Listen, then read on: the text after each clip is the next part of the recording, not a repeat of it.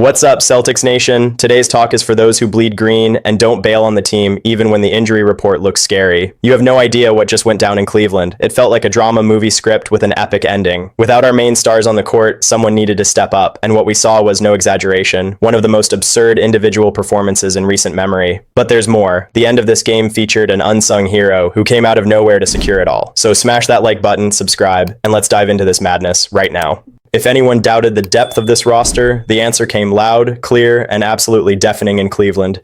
We know playing on the road on the second night of a back-to-back is already a thankless task. Now imagine doing that without Jason Tatum, without Derek White, and without the big man, Neemias Queta, who had just played the game of his life against the Timberwolves but sprained his ankle. The scenario was set for an honorable loss, right? Wrong. Because Pritchard decided this night would be his. Our very own fast PP went into turbo mode and simply destroyed the Cavaliers' defense, dropping an impressive 42 points, a season high and a career high. It was one of those nights where the rim looked like the ocean for him. Pritchard wasn't alone on this suicide mission. He hit 15 of 22 shots, including 6 crucial three-pointers, and knocked down all his free throws, showing ice in his veins like a true veteran. But what makes this 117-115 victory even more special is how the team played collectively under the leadership of our number 7, Jaylen Brown. Even without being the top scorer of the night, JB took on the role of floor general and recorded the 4th triple-double of his career, with 19 points, 12 rebounds, and 11 assists.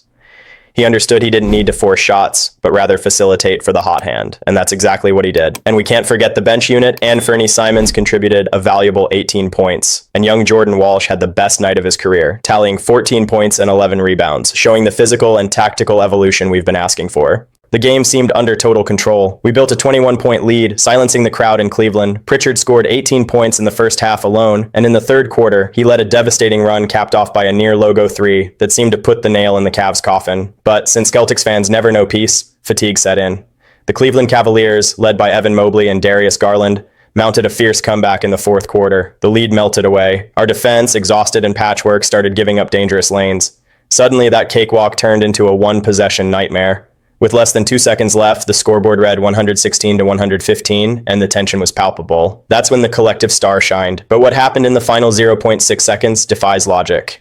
When that 21-point lead evaporated and the score tightened to a measly 2 points, the game over vibe turned into pure panic. Cleveland had the final possession. The clock showed 0.6 seconds, enough time for a catch and shoot, a tip-in, a miracle that could send the game to overtime or, worse, give them the win with a 3. Our team was literally running on fumes with no legs left and missing our best perimeter defenders. Derek White wasn't there to get the block. Tatum wasn't there to contest. And it was in this moment of absolute pressure that Joe Mazzulla showed why he's a different kind of coach, making a decision bordering on insanity, but one that proved to be genius. Mazzulla looked down the bench and called Amari Williams, yes, the rookie, the kid who had been called up from the G League earlier in the week just to fill a roster spot because of Queta's injury. Williams had played only 6 minutes the entire game and all season had logged a measly 28 minutes on the court. He was cold, without NBA game rhythm, and suddenly he was thrown into the fire to defend the most important possession of the night. The responsibility was massive, stop Cleveland from scoring. The Cavs' play was drawn up for Evan Mobley, their best player of the game, who already had 27 points and was dominating the paint. The ball was inbounded from the sideline and landed in Mobley's hands at the top of the key, just inside the three-point line. He spun quickly for the decisive shot. Any hesitation there would be fatal. But Amari Williams didn't hesitate. The kid stuck to Mobley like glue, contested the shot with impressive discipline and intensity, without fouling but denying any clean look at the basket. The shot went wide. Celtics win. The bench exploded. In the locker room, Mazzulla made a point to highlight this moment. He told the team, Amari not playing in the game and having to go in a need-to situation, you don't understand how important those details are. That's a mindset win. This play perfectly symbolizes the culture we are building. It doesn't matter if you're the all-star or the guy who just got called up from the development league. If you wear the green and white, you have to be ready.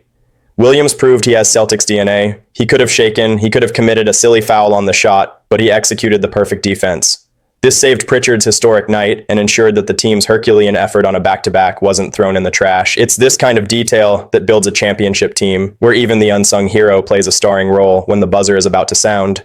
What a roller coaster, my friends. On one side, Pritchard's heavy artillery showing we have the roster to fight anyone, even shorthanded. On the other, Mazzulla's borderline mad genius betting everything on a cold rookie for the game-winning defensive stop. This proves the mental toughness of this group. But the question remains, does almost blowing a 21-point lead at the end worry you for the playoffs, or is the gritty win all that matters? I want to see your honest opinions blowing up the comments below right now. Let me know if Pritchard deserves to be a full-time starter at some point.